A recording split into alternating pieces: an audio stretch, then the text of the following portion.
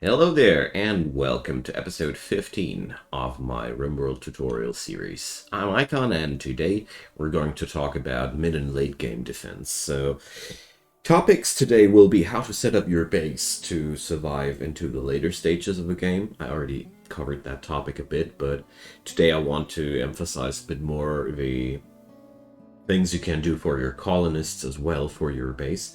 And I'm also going to cover how to deal with several later game threats, namely mechanoids and also sieges.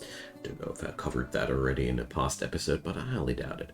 Now, so from this point on, this tutorial has gone into dev mode. I beg for forgiveness, but I don't see any chance of getting this done in a speedy manner without the help of the dev mode. So whatever we do here would normally take longer. I, for example, cheated myself this amount of limestone blocks here to get the fortifications done quicker. I have created a stockpile of components and mortar shells and all these things. So this is part of the simulation. I can't change that, so please forgive me if this bothers you. Now, the first thing that I want to talk about today is equipment upgrades that you can and should go for in the later stages of the game. Right now, most of the dudes here are wearing parkas, pants, t-shirts, cowboy hats.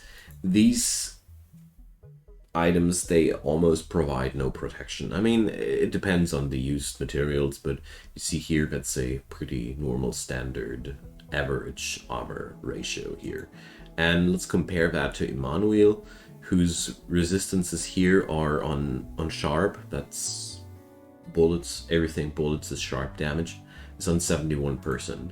Let's compare that again to the other folks. Way lower. And without any sharp protection later on, your people will die in gunfire like flies. And later stage attacks, depending on which difficulty level you play in, consist of really many people with many guns, and the gist of it is you won't have a chance to avoid that your people will eat a couple of bullets. That's where armor comes into play, and that's also why armor is so incredibly important in the later stages of the game. And you can achieve that, and you should achieve that, by researching a couple of things. There's, for one, the option to research flak armor. If you want to, well, you will need plate armor first. Let's go over plate armor for a sec. Plate armor is really primitive. It's pretty bad in terms of movement speed reduction, and, well, the only thing it really does well is being available quite early. You only need a smithy for that, you only need steel for that, and bringing pretty decent resistances all together on the table, but the move speed reduction 0.8 is pretty rough. If you check out the flak armor, that's a more modular set where you can set up single parts there. So you see the flak jacket only imposes a lower movement speed decrease, and if you add all the parts of the flak set together, you only have a movement speed reduction of 0.36. I think the flak helmet, yeah, it doesn't change anything. So you see that's 50, around 50% of the encumbrance for, well, pretty decent protection. But overall, plate armor will bring more average stats on the table.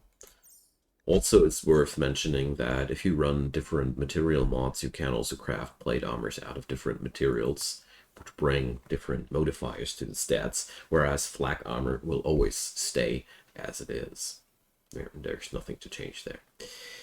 Then, after this, you have to go deep down the tech tree, past microelectronics, multi-analyzer, fabrication, and then finally you get access to these wonderful technologies here. Recon and marine armor, that's, well, cataphract armor too, but cataphract is hard to get. Recon and marine armor are your go-to late game choices. So if you check this out, the recon armor recently got added. I think is it a royalty content? I think it is vanilla by now, but I can't tell anymore. Recon armor is light power armor, Marine armor is medium power armor, cataphract armor is heavy power armor in short terms. And stat-wise, the good thing about Recon Armor is it imposes no movement penalties whatsoever, but provides better stats than the plate armor. The Marine Armor doesn't come with that kind of luxury, but the Marine Armor does come with even heavier armor values. And last but not least, the Cataphract Armor, well, imposes the same encumbrance as the plate armor, but these resistances are sick.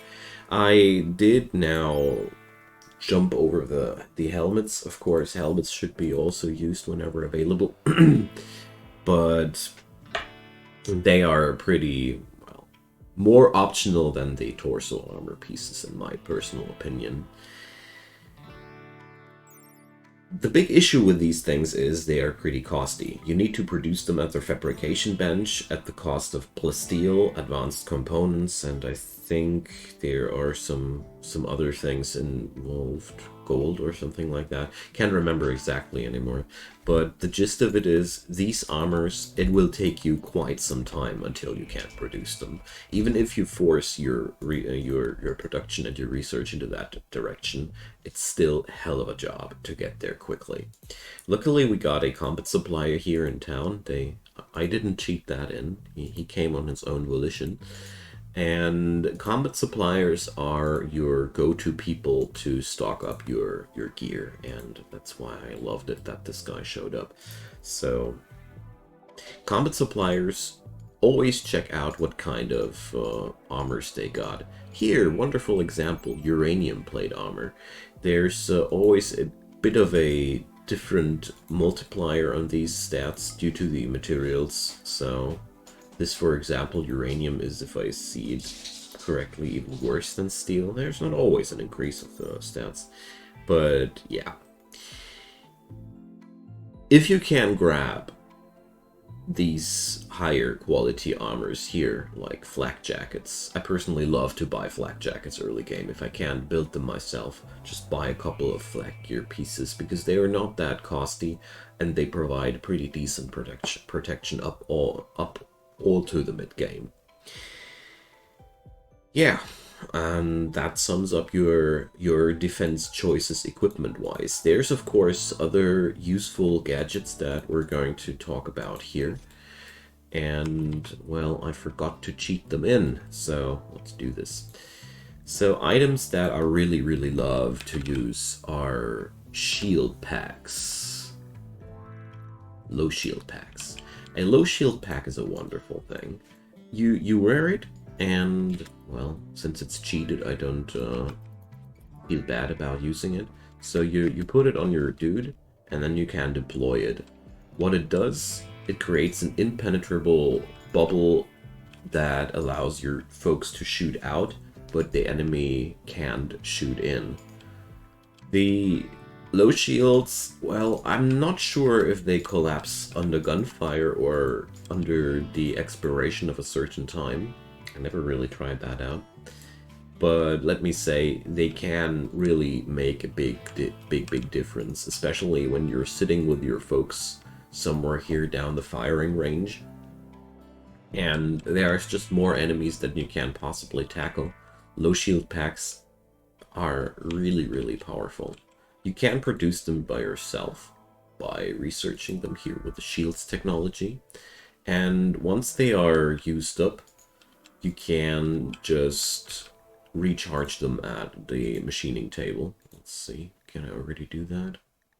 No, obviously not before I got the necessary technology.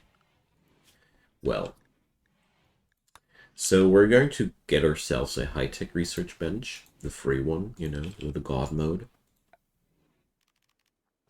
The high-tech research bench is basically what you're going to need for all these endeavors to get somewhere.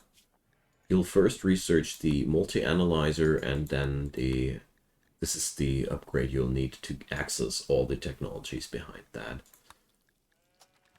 Alright. But it's pretty simple that, well, let's see. I don't know if that was a part of a mod or not, so let's do this real quick. So, Tech Prof Sub Persona Core. No, I'm not the least little bit ashamed of cheating my way here through that. So, Technology Shields has been given. And now, let's see. I can't create them myself. Here. They need a shield core and a component. When you used your low shield, it leaves behind a shield core and can be recharged by adding in a component and working a stupid amount of time on it. But the cool thing about that is once you have the technology, you can actually recharge them, but you can't craft them yourself, as you can see here. This is not really a way of doing them yourself, you know, you need a shield core and a component. So, next step, what we're going to go for now and talk about now are mortars. Mortars are your best friend when it comes down to mid and late game defenses. The thing here is you can build them even without the technology. The technology only allows you to craft a couple of shells and, well, wait a sec, where is that only unlocked? Oh, you need the technology, I'm sorry. God mode made me see things. Yeah, let's unlock the mortars real quick.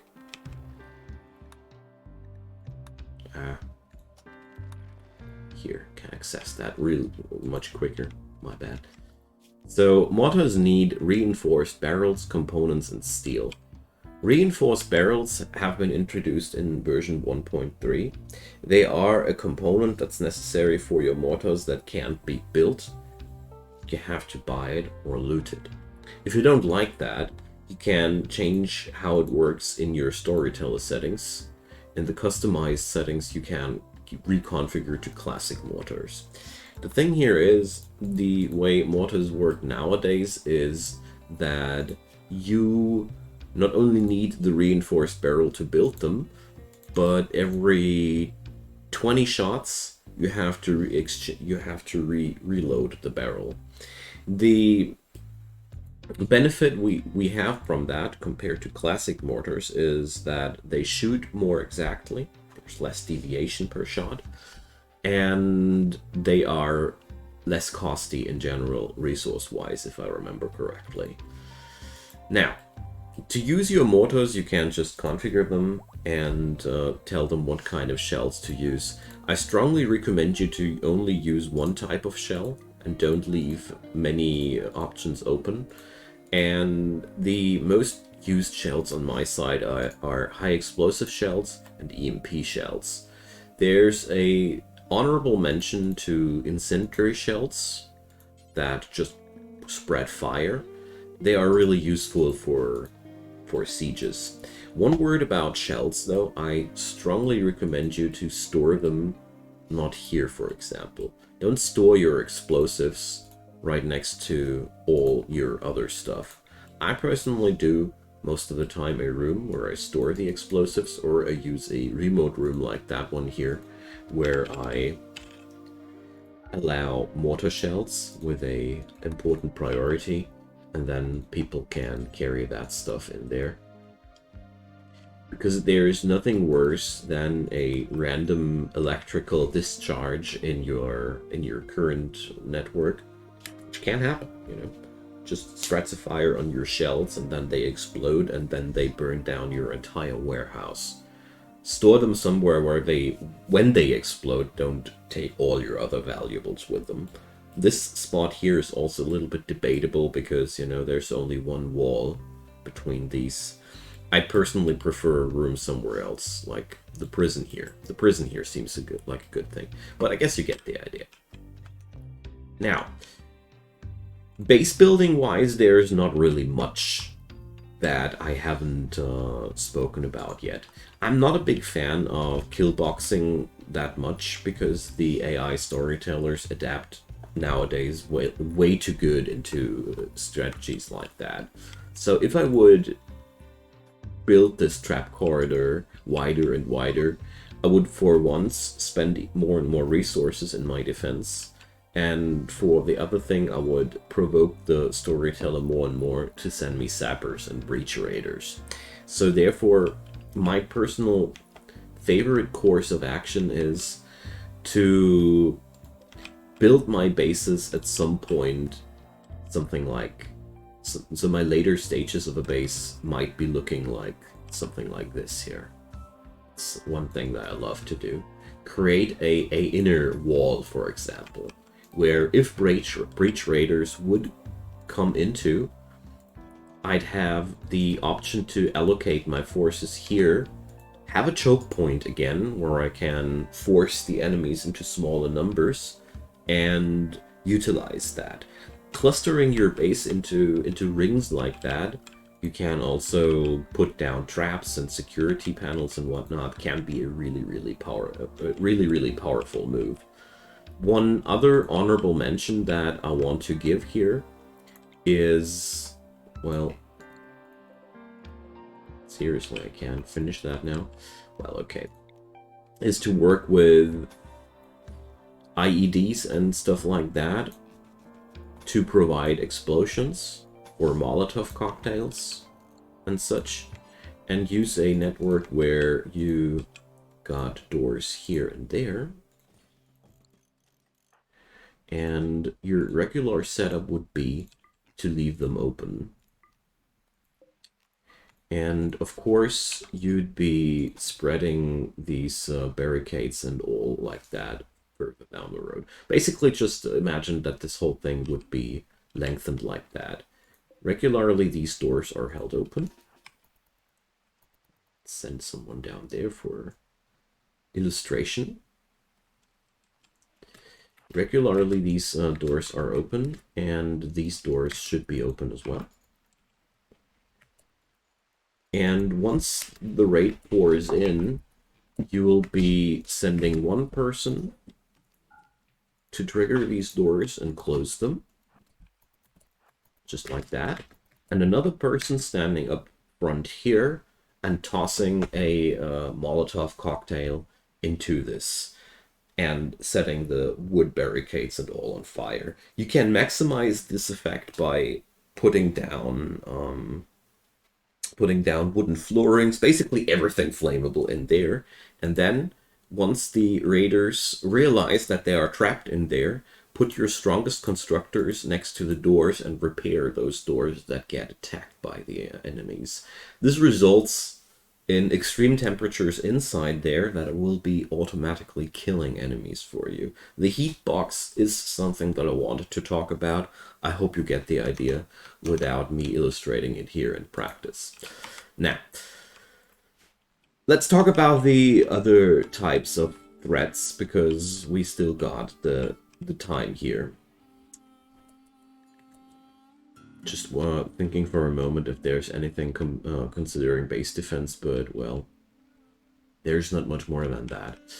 I personally want to emphasize again, keep your outer rings somehow either segmented like that, or I've seen people that love to go double walls on sides that they don't have doors at. Be creative when it comes down to that. You've got a lot of good options there.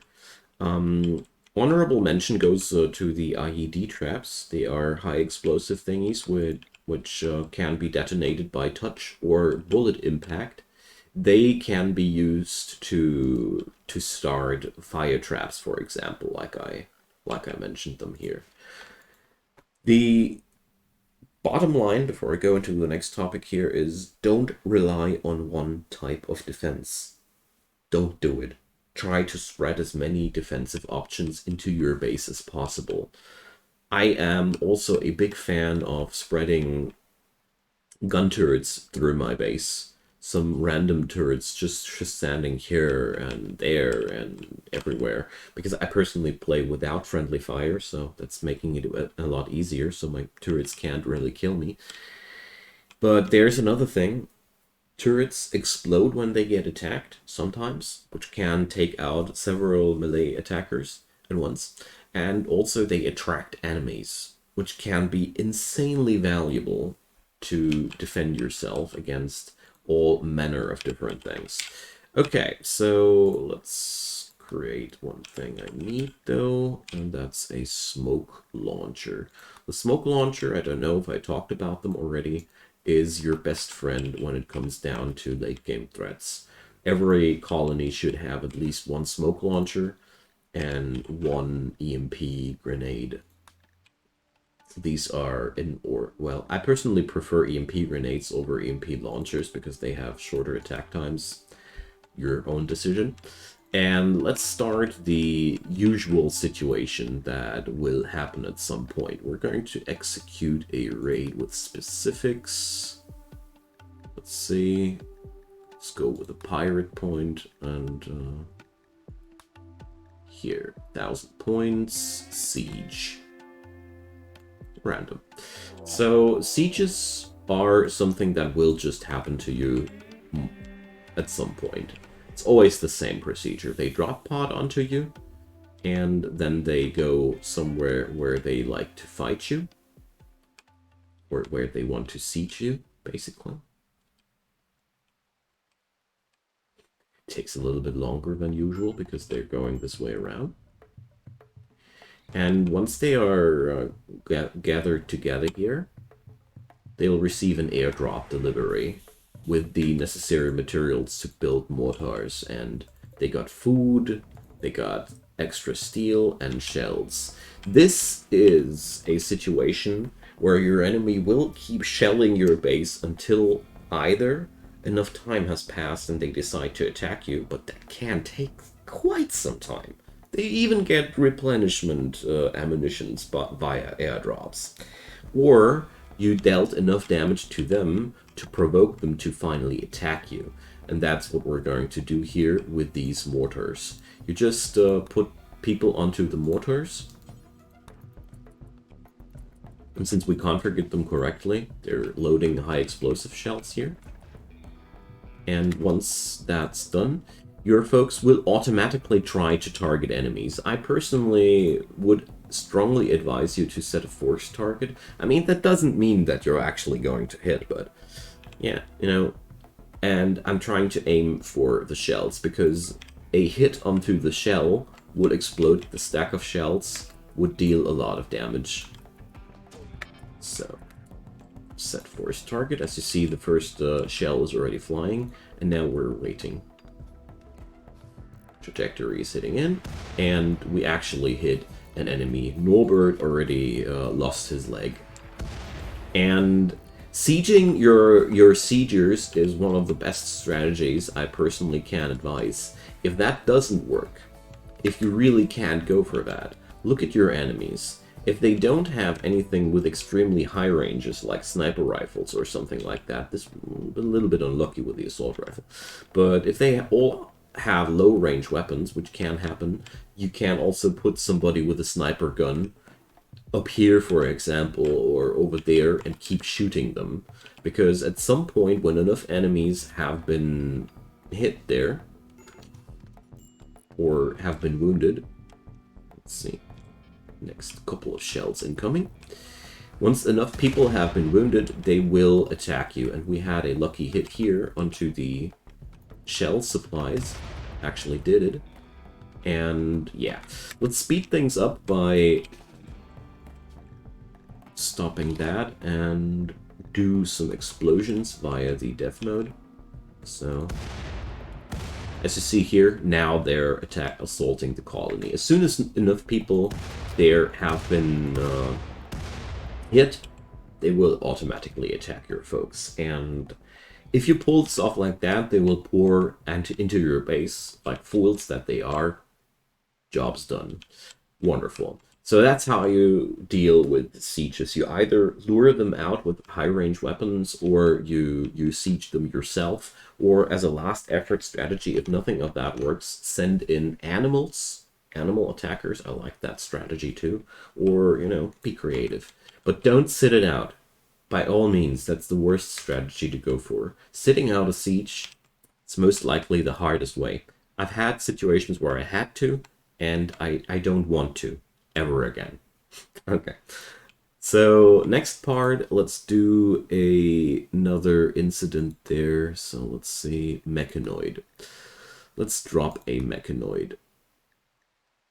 we can't do this like that. Okay, I want to do a psychic ship part thing here, because these are pretty nasty as well. So do incident with points on map here. So Defoliator Ship. Let's take that. Defoliator Ship with 1,000 points. So this is your one of your standard situations. One of these things comes down, and a couple of mechanoids spawns right next to that, and is quite the threat. The defoliator ships are the less dangerous ones. They just eliminate plant life around them. The psychic ship parts, they are really terrible, because they will impose a severe moral debuff on your people, and you'll just want to die. Now, how to deal with these? There's my favorite strategies are: first, siege that thing, keep sieging onto the ship part itself. Once you destroyed that with the shells, the mechanoids will run into your base. The nasty thing there is you can't lure the mechanoids truly away from the ship part. As long as the ship part is alive, the mechanoids will always gravitate back to this thing there. So shelling it is one of the best strategies that I've found. But there's another wonderful thing that works out really good. So what I'll have to do is to wait until a trade caravan comes its way. Let's see. And, well, probably we'll have to.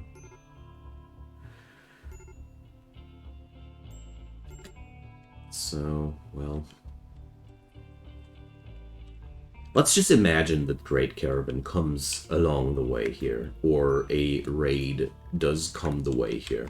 Whenever you see that some NPC pack traverses past these things, there's a really neat little trick that you can use to wake them up without endangering any of your people. It goes like this. Select a sleeping spot, and you slap a couple of them under their butts, and they wake up. It's very cheesy, okay? It is pretty much abuse of mechanics, but it's too good to not share it. And as you see here now, the mechanoids will stay around this area, and you can't do anything about that. Unless you lure somebody around there. And that's what I love to do, especially with raiders. My personal go-to strategy is, if it's a psychic ship part that has to go, exclamation mark, then it gets mortared. If it's something that I can tank and it can accept for a while, I'll wait until somebody passes by and takes care of that problem for me.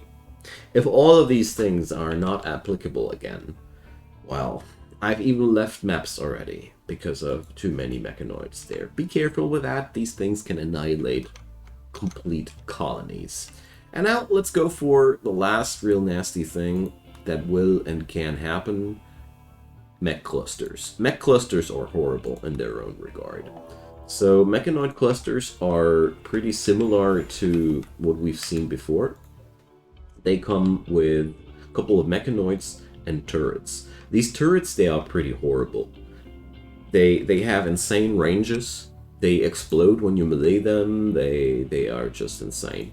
And there's also power cells and a lot of other things. I even did an entire tutorial video exclusively for mechanoid clusters. I don't want to go too deep into details. Mechanoid clusters are more like a puzzle box than a ship part, but similar rules apply.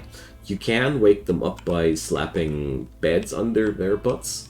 You can trigger them by just sending in raids or misusing trade caravans, you know. So there's a couple of options. Come on, give me somebody who's traversing there. Ah, wonderful. Here, good example. So here goes the trade caravan. And since these dudes are Imperials, they're taking care of that problem for me quite excellently. Here you go. You can also use your good relations, if you have some, with your neighbors, and summon them via the comms console. Couple of things about the Mech Clusters. While your people are standing inside a smoke screen, the turrets can't hit your people. So if you have somebody with a smoke screen, with a smoke launcher equipped, you do something like that, and everybody standing in there can't be targeted by the turrets. So with one smoke launcher, you can carefully pace your way towards shooting range of these dudes and take them out. But of course, as you see here, there's still centipedes and other shenanigans to take care of. Another thing that can and will happen with Mechanoid Clusters, they will have troublemaker buildings that will produce toxic fallout, eclipses, solar flares, whatnot. Really horrible things. If any of these effects is way more than you can take, resettling is always an option.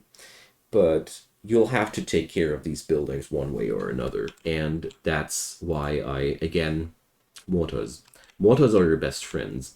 Sometimes the mech clusters do come with mech high shields. That's the real annoying part. That's when they come with shields that catch mortar shells.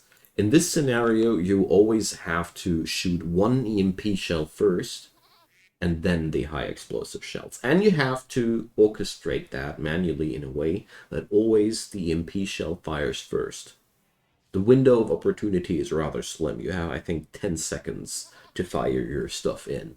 And then the high shield comes back up again. So EMP shells are vital for your late game survival when you want to take out mechanoid clusters like that. But it comes down to the same thing as I said before. You can and should utilize passengers on your map like that. So whenever trade caravans pass your way, or when enemies pass their way on these troublemakers, don't hesitate to use them with that cheap little trick that I showed you. And that's pretty much it. I mean, sometimes the game, it does provide really nasty threats that are pretty unfair, and sometimes you just can beat fights depending on your difficulty level that you're playing in. My personal approach whenever that happens was to leave the tile and resettle. Sometimes that happens. If this bothers you, there's always the option to reload and hope that the event that killed you will be a little bit less harsh on the next run. Good chance of that happening. Or if you're playing commitment mode and you really don't want to die that badly, just you can't press Alt F4 and retry that. It's a little bit cheesy, but sometimes the randomness of this game is really, really hard on you. And there's no shame in chickening out of certain threats. But yeah, these are the fundamental basics of how to keep yourself alive in the mid and late games. I did oversimplify a couple of things. I know that.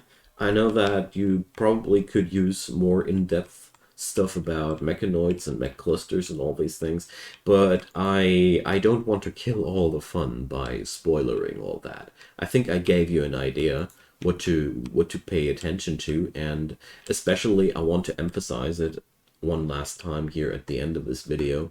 Don't rely on one form of defense alone.